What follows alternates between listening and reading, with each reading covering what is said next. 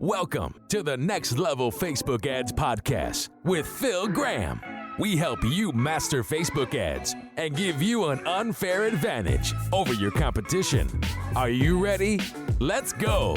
What's up, my friends? Welcome to the Next Level Facebook Ads Podcast, episode 402. I'm Phil Graham, and today I'm going to be sharing my ultimate guide to Facebook and Instagram video ads for 2025. I hope you guys are having a great week, having a great start to the year.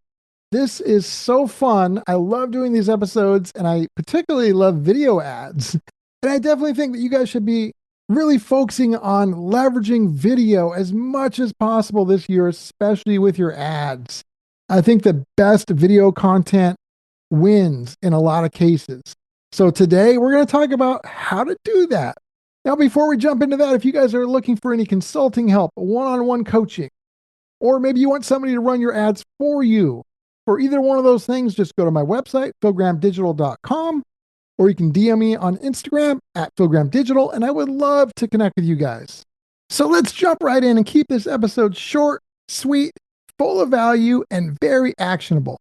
So first of all, the good news is this can be done without any fancy or expensive equipment.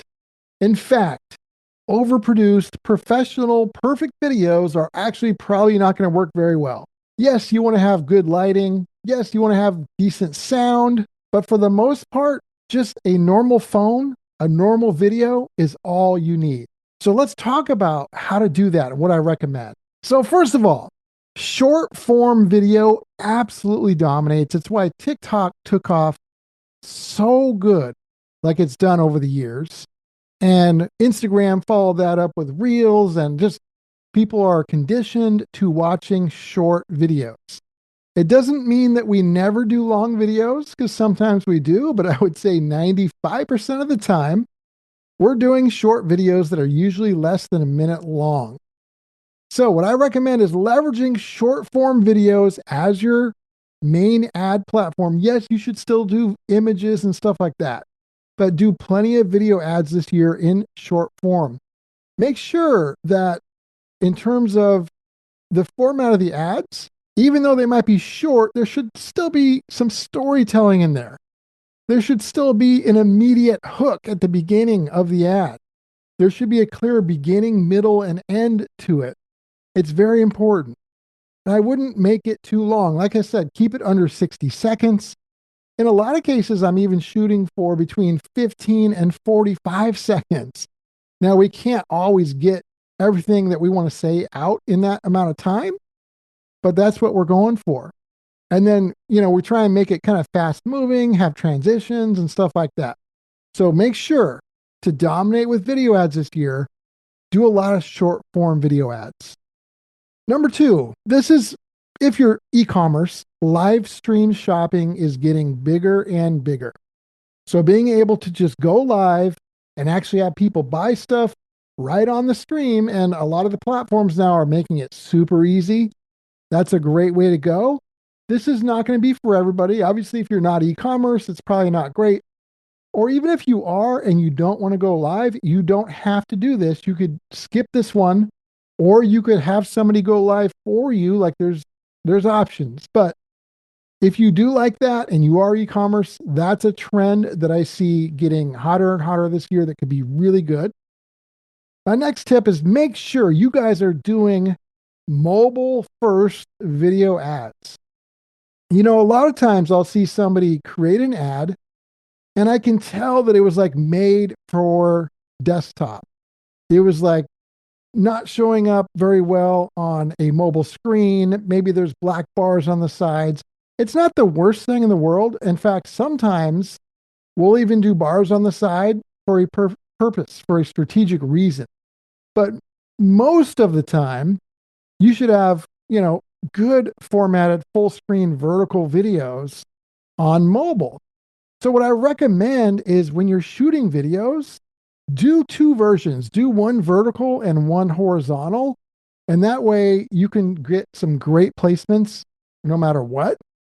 If you're really good at editing, you might be able to shoot one format and then edit for both. But make sure you guys, first and foremost, are having those videos look perfect on mobile devices. Also, what I would recommend for fonts, when you guys are doing captions, go with fonts that are a little bit larger so that they show up better on the phone. Remember, most people are going to be watching those videos on their phones. Have fonts that are a little bit larger and make sure that the video itself, especially if there's text on there, make sure it's not too cluttered or too busy.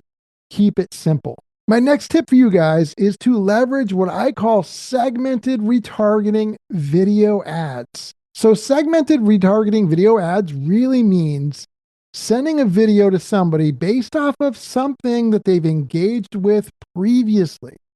So if you have multiple products or services and you know that they're interested in one specific product or service because they watched a video on it or they visited a page on it on your website, then you could retarget them just about that very product or service.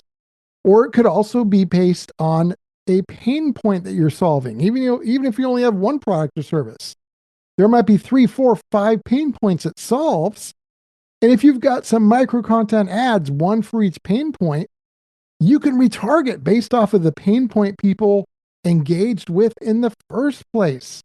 And then do a video ad for retargeting and talk about that same pain point. Great things can happen when you do that. And it can be a very, very interesting thing when you do it right. So I definitely recommend leveraging these segmented retargeting video ads. Okay, next, I recommend at least starting to look at leveraging some AI video. Now, for most people, this is not going to work out well. We use AI video. I really like Sora, and there's other options too that we use. But this is something that we've had to get really good at. I feel like the average person probably is not going to be able to make anything good with AI video, but it's at least something you want to start looking into. And I've certainly taught people how to do this, and maybe you're interested in that, we could talk. But regardless, at least kind of looking at it. Now, I wouldn't use, there's a bunch of third-party services. I would go straight to the source and use Sora from ChatGPT. It's amazing. And there's a couple other good ones too. There's a couple main ones, but I wouldn't use somebody's third-party wrapper. I would use the actual source.